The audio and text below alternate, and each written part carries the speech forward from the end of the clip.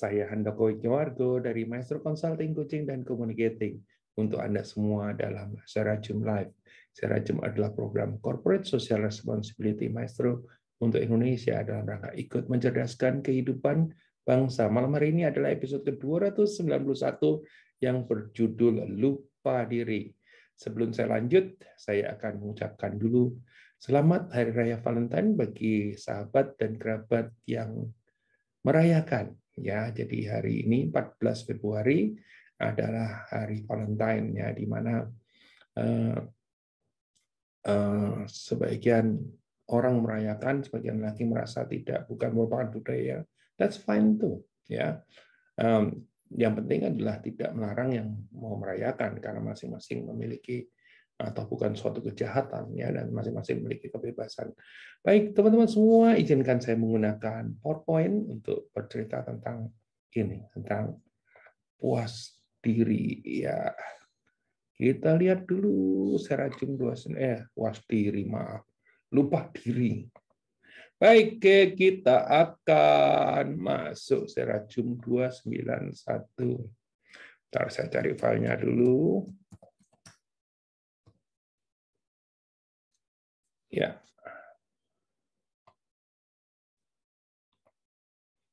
Sudah keluarkah belum? Oh ya, sudah keluar. Saya yang belum keluar. Atau saya sudah keluar tapi dengan ukuran yang belum cukup. Segini cukup? Kebesaran. Segini cukup ya, saya turun sedikit. Baik, teman-teman semua, mari kita mulai. Ya, hari ini saya akan membahas 3 fenomena, ya, 3 fenomena yang terjadi di kekinian, ya. Apakah fenomenanya terkait dengan Valentine? Karena ini Valentine's Day, tidak, ya. Jadi terlalu banyak orang membahas tentang Valentine, ya. Hari ini saya tidak bahas tentang Valentine, tapi mungkin saya akan membacakan satu cerita tentang Valentine dulu, ya. Jadi kebetulan saya menulis ini di beberapa tahun yang lalu. Kita akan bacakan sebentar, ya. Oke.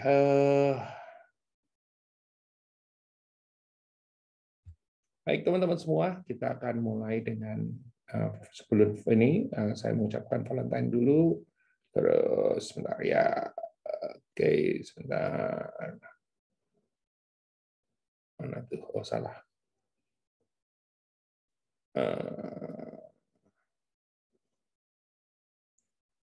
Tuh, mana kok hilang filenya? Wow.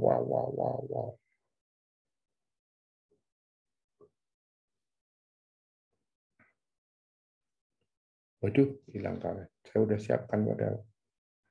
Sebentar. Oke. Nah, oke, cari dulu. Gini caranya mencari. Ya. Mana ya? Jadi saya postingkan ini 6 tahun yang lalu. Judulnya adalah Ingat Martina. Setiap kali Valentine saya selalu teringat seorang wanita bernama Martina. Dia cantik. Dia 2 tahun lebih muda dari saya. Lahir di Kansas, USA, tempat saya pernah bersekolah. Saya ingat betul kalimat-kalimat yang keluar dari mulutnya. If there were no words, no way to speak, I would still hear you. If there were no tears, no way to feel inside, I would feel for you, katanya begitu. Bukan itu saja kalimat-kalimatnya, tetapi juga, and even if the sun refused to shine, even if romance run out of rhyme, ya, you would still have my heart until the end of time. Ya. Dia adalah Martina Maria Schiff, yang lebih dikenal sebagai Martina McBride. Ya. Kalimat-kalimat itu dinyanyikan dengan penuh perasaan dalam lagunya yang berjudul My Valentine. Entah mengapa Jim Brickman, co-author daripada lagu yang bernyanyi bersama Martina, menulis kalimat-kalimat sendu seperti itu. Entah mengapa pula setiap Valentine saya teringat itu. Meskipun demikian, perkenankan saya mengucapkan Happy Valentine's Day bagi mereka yang merayakan.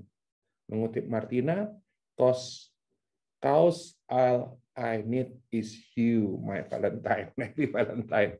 Oke, baik, kita mulai, ya. Jadi cerita 3 bahas tidak terkait dengan Valentine adalah pandemi fatigue, Cabin Fever, dan kemudian Revenge Travel. Ya, saya tidak akan menggiring pendapat, tapi saya akan mengungkapkan ini sebagai fenomena. Ya, jadi silakan menyikapi karena sikap itu sangat apa ya, sangat bervarian ya. Tapi kita akan coba lihat dari sisi yang logika dan kemudian terkait dengan datanya. Mari kita masuk materi. Materi-materi ini direkam dan kemudian dipostingkan nanti di kanal YouTube Edukasi Handoko Maestro. Silahkan subscribe, silahkan juga pencet bell, silahkan kasih like, ya, tuliskan komen dan juga sharingkan kepada pihak lain yang membutuhkan. Jadi tadi kan kita bicara soal pandemic fatigue ya. Apakah Anda masih ingat dengan serajum pandemic fatigue? Kita pernah bikinkan, yaitu serajum 161 pandemic fatigue kira-kira hampir setahun yang lalu, yaitu 12 April 2021. Jadi apa sih sebetulnya pandemic fatigue? Kita akan coba ngobrol. Ya, mari saya ingatkan kembali. Ya, ini dari sumbernya adalah ini. The motivation to follow recommended protective behaviors. Jadi ada aspek yang tidak mau mengikuti rekomendasi protective behaviors. Jadi yang sudah diatur itu tidak diikuti. Emerging gradually over time dan kemudian naik dengan bertahap dari waktu ke waktu, and affected by a number of emotion, experiences, and perception, dan dipengaruhi oleh sejumlah emosi, ya, pengalaman dan juga persepsi. Ya, reaksi yang diperkirakan terhadap kesulitan yang berkelanjutan dan tidak terselesaikan dalam kehidupan masyarakat muncul dengan sendirinya sebagai bentuk demotivasi terhadap protective behaviors dan mencari informasi terkait COVID-19 dan sebagai kepuasan diri, jadi dia mencari yang pembenaran terhadap apa yang dia cari, ya, keterasingan dan juga keputusasaan, ya. Nah, berkembang bertahap dari waktu ke waktu, terpengaruh oleh sejumlah emosi, pengalaman, persepsi, seperti juga budaya, sosial, struktural, dan lingkungan legislatif. Nah, teman-teman semua, apa yang terjadi dengan pandemi fatigue adalah justru yang diatur itu sengaja dilanggar gitu kan. Disuruh pakai masker, sengaja nggak mau pakai masker, disuruh kalau kita bicara sekarang 5M gitu kan, menghindari kerumunan, malah nggak peduli dengan itu gitu kan. Terus kemudian mengurangi mobilitas, malah jadi mobile, ya. Ini pandemic fatigue. Dan itu terjadi bahkan terjadi pada saya juga, ya. It happened to semua orang, ya. Tapi ini saya udah bahas. Jadi kalau Anda pengen detail sekali tentang pandemic fatigue, gampang banget. Ya, masuk ke YouTube Handoko Maestro, tinggal ketik serajum 161, maka Anda akan mendapatkan cerita tentang pandemic fatigue, ya. Nah, tadi kan karena ada 3 fenomena, maka saya akan membahas fenomena yang kedua. Fenomena yang kedua ini adalah yang disebut dengan cabin fever, ya. Cabin fever itu, ya, apa sih? Tadi kan pandemic fatigue, cabin fever, ya.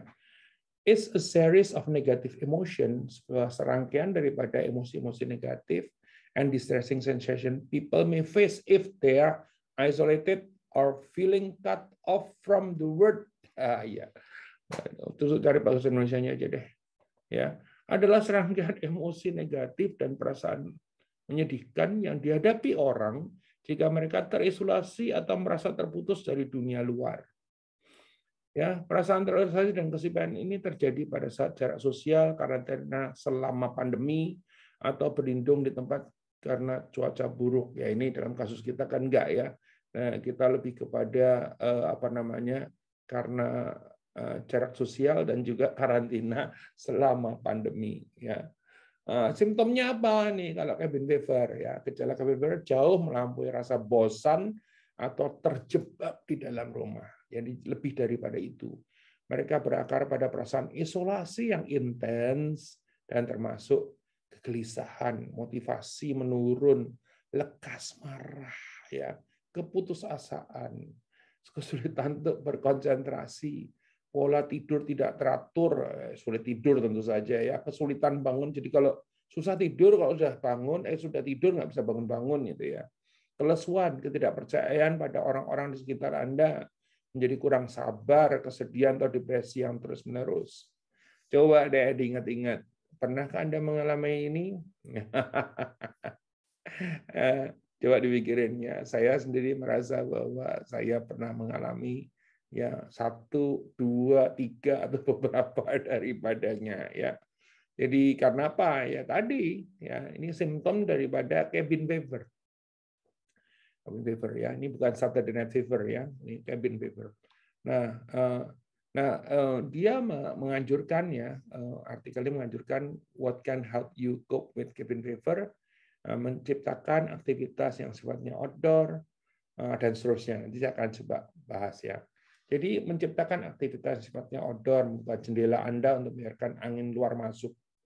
Nah, kalau saya dari dulu tuh karena takut banget hidupnya cuma di Maestro Studio, pagi, siang, sore, malam, bahkan dari jam 4 pagi sampai jam 10 malam gitu kan. Terus kemudian orang-orang mulai bilang, hei keluar. Kebetulan di lantai 3, ya kalau ini di studio ini kan lantai 1,5, di lantai 3 itu ada vertical garden ya, dan kemudian roof garden juga nyambung gitu. Nah, saya mulai muncul di sana, berjemur, terus kemudian menghirup udara segar dan sebagainya. Jadi, nah, dia kalau di artikel ini katakan menambah pengumpan burung di luar jendela Anda untuk membawa burung lebih dekat dengan Anda gitu kan. Ini menarik ya. Nah, kalau Anda beli di online shop banyak banget itu buat makanan burung, ya maka burung akan datang sendiri gitu kan. Nah, apakah saya melakukan? Tidak. Kenapa? Seberang rumah saya persis adalah seorang pecinta burung sejati ya. Nah, artinya apa? Saya nggak perlu ngasih umpan makan burung, dia sudah bermikan kicauan burung itu kalau di lantai 3, apalagi di teras atau di balkon saya itu terasa sekali suara burungnya. Mantap pokoknya. Tanpa membiayai apa-apa. Tapi kemarin sempat saya punya ide, saya mau beli ini umpan burung gitu ya. Untuk memberi makan burung, tapi orang-orang belakang supporting tim saya bilang bahwa waktu nanti kalau udah banyak gitu kan. Oh iya banyak kotorannya ya, betul ya, sudah saya batalkan. Ya, memesan atau beli bunga segar yang harum. Nah, untuk dalam kasus saya nggak pesan bunga segar karena tamannya ada banyak bunga, ada banyak dedaunan ya. Menanam herbal atau tanaman kecil dalam ambang jendela, teras dan balkon ya. Nah, di sana juga ada ya, nggak cuma sekedar tanaman hias, melainkan juga sayur-sayuran ya. Nah, give yourself a routine ya, membuat jadwal rutinitas harian, misalnya pekerjaan rumah, waktu makan, waktu olahraga, bahkan waktu istirahat. Nah, ini benar saya lakukan. Kenapa saya lakukan pada saat pandemi dulu ya karena masih kacau balau ya, saya hanya ngikutin ngikutin badan aja. Lama-kelamaan saya bisa, termasuk ini ya, kalau kita melihat bahwa pandemi itu kita mulai dari bulan pengumuman dulu dulu kan ada, sekarang PPKM, dulu PSBB kalau nggak salah, itu kira-kira pertengahan 16 Maret ya. Maka mulai April saya udah mulai nih bikin serajum Senin, Rabu, Jumat gitu kan. Sabtunya bikin sejam bersama Handoko Weekly Warga gitu kan. Nah, terus kemudian jadi ada goals harian, ada goals mingguan, ada goals bulanan ya. Sehingga rutin tadi menghidupkan, jadi mengurangi cabin fever. Ya, maintain social life ya, gunakan layanan streaming ya. Ini kita melakukan ini, maintain social life. Ya, dalam kasus kita mungkin saya tidak terlalu interaktif dengan Anda sekarang ini karena saya membawakan sebuah materi, tetapi saya cukup intens untuk melakukan Zoom ya. Jadi ada bilang, aduh, gue Zoom fatigue ini ya. Zoom fatigue kalau semua urusan pekerjaan. Kalau misalnya kata kita bisa masukkan kegiatan sosial dalam ini, maka akhirnya bisa menjadi solusi juga. Ya, saya termasuk aktif dulu karena yang punya Zoom masih belum banyak, untuk bikin pelayatan virtual ya, karena saya sendiri nggak berani melayat, maka yang meninggal segala macam saya bikin pelayatan virtual. Terus pertemuan teman-teman alumni SD, alumni SMP, alumni SMA, alumni kuliah gitu kan, semua dibikinkan ya, sehingga dan keluarga tentu saja ya, keluarga kemarin kita bikin di Chinese New Year, terus kemudian bikin Christmas kalau ada yang ulang tahun. Jadi social life-nya tidak terganggu meskipun virtual. Ya, dengan adanya seperti ini, maka kita itu seakan-akan keluar, biarpun tidak keluar secara fisik, ya, terhubung dengan orang lain yang berada dalam situasi yang sama juga dapat membantu Anda merasa bahwa Anda tidak sendirian menghadapi itu. Sehingga ini kita masih dalam topik yang namanya cabin fever. Ya, berbagi pikiran, emosi, ya. Nah, kalau kita bicara soal menggunakan Zoom, saya tidak terus-terusan Zoom dalam jumlah yang besar. Kadang-kadang saya Zoom dalam jumlah-jumlah yang terbatas, mungkin 2-3 orang atau 4 orang. Ya, kadang-kadang juga bisa 100 orang gitu atau lebih dari 100 orang karena saya punya kapasitas yang 1000 tadi. Ya. Nah, terus 4, express your creative side. Gunakan waktu Anda dalam isolasi untuk terhubung kembali dengan aktivitas kreatif yang Anda tunda karena kesibukan. Menghabiskan waktu untuk kegiatan kreatif buat otak Anda sibuk.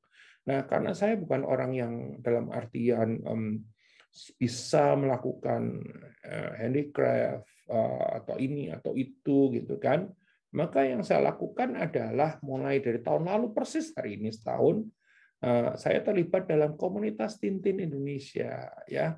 Terus kemudian ngumpulin jadinya, ngumpulin figurinnya, mobilnya, pesawatnya, komiknya, gitu kan. Dan apalagi belakangan saya bersama dengan sahabat saya Fajar Widono dan juga sahabat-sahabat yang lain mulai aktif untuk membuat semacam diorama, ya. Mengasihkan, ya. Kenapa? Karena di situ lepas dari masalah ada biaya yang dikeluarkan, tapi biayanya sepadan dengan yang kita peroleh, yaitu rasa terhindar dari cabin fever minimum, ya. Oke, baik. Jadi memainkan alat musik saya nggak bisa, melukis saya nggak bisa, mencoba resep masakan baru bikin saya gemuk, ya. Nah, itu makanya kreatif set saya pakai untuk dalam bentuk hobi, mengumpulkan ini. Persis tahun hari ini karena saya terlibat di komunitas Tintin Indonesia setahun yang lalu, dan hari ini adalah persis tahun pada saat Valentine. Carve out some me time, ya. Dulu kalau yang namanya me time itu saya keluar, ya, mungkin mulai dari mani-pedi, mungkin massage, mungkin bisa refleksi dan sebagainya. Karena sekarang ini takut keluar, ya, maka me time saya adalah mungkin kalau biasanya tiap hari saya bangun pagi, me time saya bisa dengan cara tidak keluar dari kamar sampai cukup siang, gitu ya. Nah, itu menjadi me time, nggak terganggu, nggak diganggu, nggak mau ditelepon, nggak ngangkat telepon dan sebagainya, ya. Nah, ini me time, ya. Beri diri Anda waktu jauh dari orang lain untuk bersantai. Ngapain gitu kan? Bisa menulis, ngapain bisa melakukan pekerjaan yang lain gitu, yang memang bukan pekerjaan yang wajib gitu ya. Baca buku, dengerin musik gitu kan. Dan yang menarik adalah belakangan saya senang sekali dengerin lawak, ya. Saya pernah cerita ini bagaimana mendengarkan banyak lawak, apakah itu berupa stand up komedi atau lawak-lawak yang sering ada. Memang sih ya, lawak itu kita mesti milih-milih. Kalau kita tidak milih-milih lawak, banyak sekali lawak yang receh, ya. Bukan tidak meremehkan yang recehan, tetapi memang kadang-kadang kalau kita sudah terlibat kepada kerecehannya terlalu panjang, akhirnya akan mengganggu pikiran kita juga, ya. Oke, nomor 6 adalah break a sweat, ya. Jadi olahraga ini, ya. Jadi olahraga ini, nah ini yang mungkin di antara tadi 1, 2, 3, 4, 5, 6 ini yang saya agak sedikit tidak terlalu disiplin, ya. Kalau di rumah ada kolam renang, sebenarnya dengan gampang saya berenang. Ya, di kamar saya ada, sengaja saya kasih sepeda statis, dengan santainya saya bisa ini gitu kan. Nah, kemarin kebetulan Desember saya ketemu dengan sahabat saya yang lain di Magelang, di kaki gunung, di dekat Borobudur, di pelataran Borobudur. Terus kemudian dia bilang, aku kirimin kamu ya alat untuk fitness, ya. Dan dikirimlah alat fitness lengkap, ya. Sehingga sekarang saya, karena ada alat baru, jadi saya jadi rajin kembali, ya. Oke, ini bikin kita berkeringat, ya. Gampang atau nggak gampang? Nggak gampang. Bagi ada orang yang senang olahraga, memang ini harusnya bagus banget. Tapi saya itu harus memaksakan diri untuk olahraga, ya. Nih, nah, nomor 7, chill out. Tidak selalu setiap hari harus setiap menit di rumah terus untuk direncanakan. Beri Anda waktu untuk beristirahat benar-benar tadi ya. Latihan mindfulness, pernapasan dalam, relaksasi dapat membantu Anda menjaga kesehatan emosional dan menyeimbangkan perasaan terisolasi atau frustasi ya. Ada teman-teman yang mengajak yoga, ada yang latihan pernapasan, latihan ini, latihan itu gitu ya. Nah, ini juga tidak mudah ya. Ada yang ngajakin pilates dan sebagainya. Padahal sebetulnya bisa dibikin mudah, tetapi butuh disiplin yang tinggi. Nah, bagian ketiga. Bagian ketiga ini saya mau cerita karena pengalaman pribadi juga ya. Setelah adanya vaksin dan sebagian besar masyarakat sudah divaksin, pemerintah waktu itu agak melonggarkan pengetatan. Ya kok tadinya sempat di mana-mana itu dicegatin, kalau yang nggak boleh pulang kampung terus kemudian disuruh pulang gitu kan. Kalau kita melihat di tahun 2021 mulai agak sedikit dilepas ya. Kita pergi nggak pernah dicegat, nggak pernah disuruh pulang, kita juga nggak ditanya bahkan sudah vaksinasi atau kita tes antigen segala macam enggak gitu kan. Nah, ini akhirnya menimbulkan apa ya, dan memang sebetulnya agak didorong meskipun agak bermasalah juga. Ya, hari ini menyebabkan masyarakat mengalami namanya revenge travel. Revenge travel sih gampangannya balas dendam jalan-jalan gitu ya. Balas dendam jalan-jalan. Jadi ada konsep. Apa sih sebetulnya revenge travel? Ini keinginan kuat untuk bepergian bahkan lebih dari sebelum timbulnya pandemi. Pokoknya gue nggak mau tahu, gue harus pergi nih, gitu ya. Itu kayak gitu ya. Tindakan menebus waktu yang hilang serta peluang yang hilang karena adanya pandemi ini. Waktu Australia pertama kali udah ribet mau dibuka, saya udah siap-siap.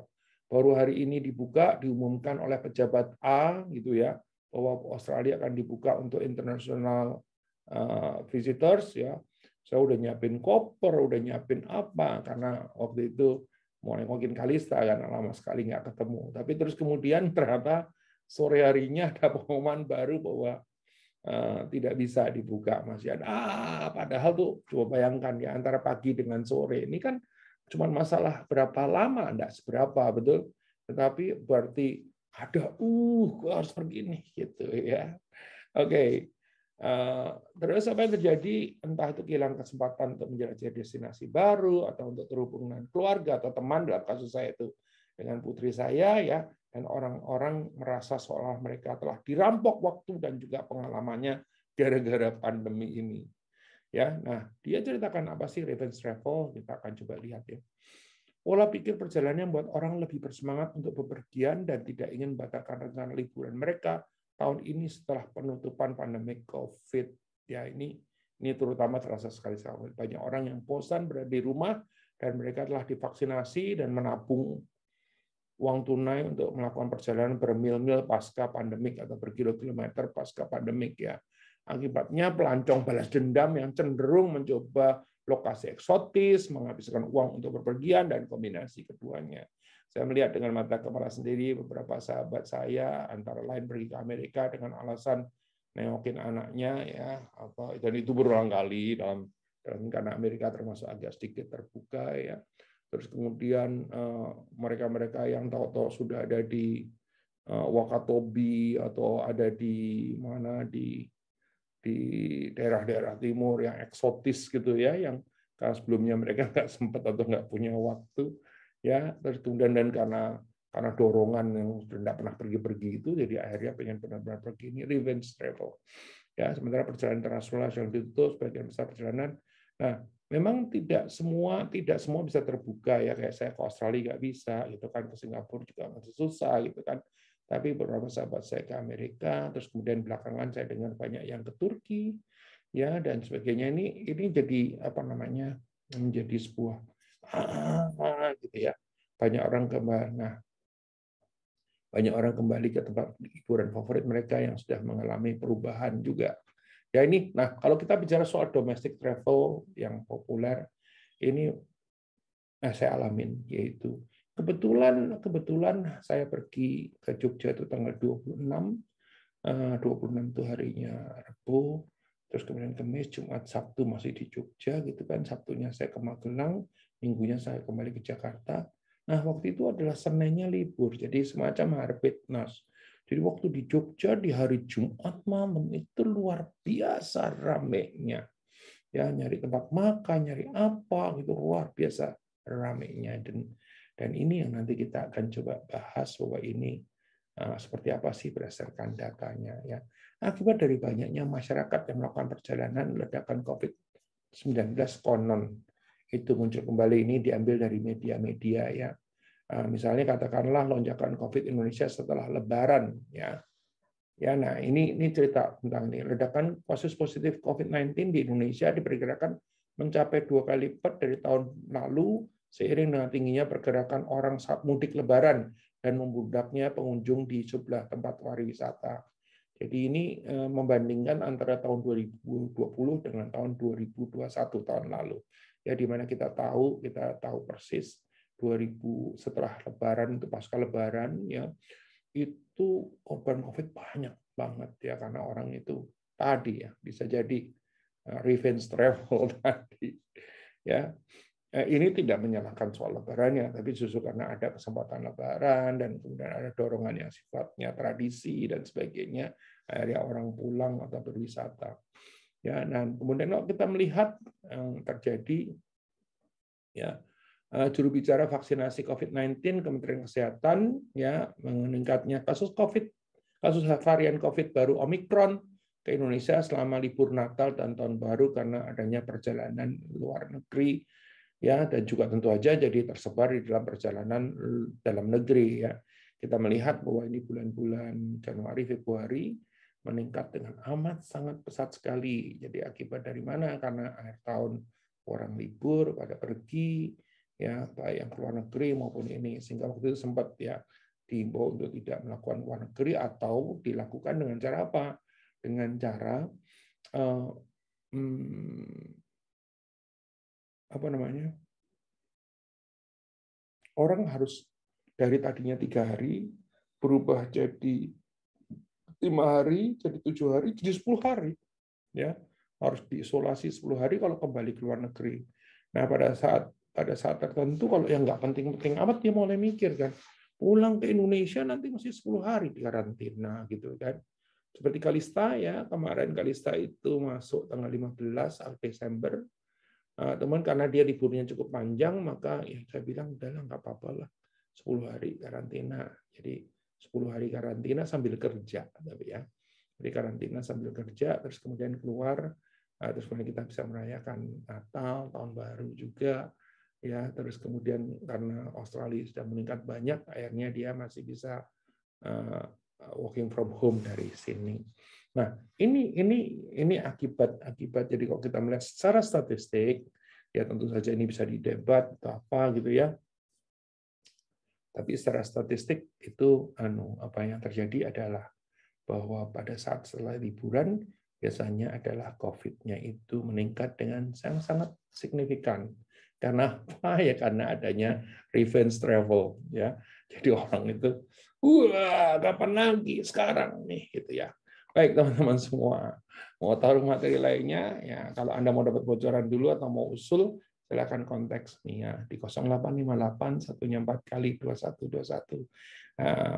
Mau dong dibahas ini, mau dong dibahas itu, karena dengan senang hati kita akan melakukan research, dengan senang hati kita akan presentasikan sejauh itu bermanfaat untuk umum. Baik teman-teman semua, jadi materi ini pesan sponsor lagi, jangan lupa subscribe Handoko Maestro yang merupakan kanal edukasi, dan jangan lupa subscribe juga Maestro Channel yang merupakan kanal inspirasi. Jadi ada sebelah pertanyaan yang menanyakan, loh ini kok Maestro Channel sudah beberapa minggu enggak nih, kami libur sebulan. Ya, kenapa libur bulan? Sebetulnya lebih kepada kelelahan mempersiapkan. jadi ceritanya itu sudah 82 episode, terus kemudian ada satu titik di mana aduh ngasuh dulu dong gitu ya. Jadi kami ngasuh, kita akan siaran lagi bukan Sabtu besok, tapi itu kan Sabtu besok ini baru minggu keempat. Jadi tanggal berapa ya? Kalau Sabtu besok adalah tanggalnya 19, maka kami siaran lagi nanti tanggal 26 dengan tamu-tamu yang tentu saja akan menginspirasi Anda semua. Baik, teman-teman semua, itulah yang kita bahas hari ini ya. Jangan lupa ya, kalau subscribe nyalakan loncengnya biar dapat notifikasi apabila ada materi baru yang diupload. Dari saya Handoko Wargo mengucapkan terima kasih. Sekali lagi selamat Hari Valentine bagi teman-teman, bagi sahabat dan kerabat yang merayakan ya. Terima kasih. Sampai ketemu lagi di dalam Serajum yang lain. Salam.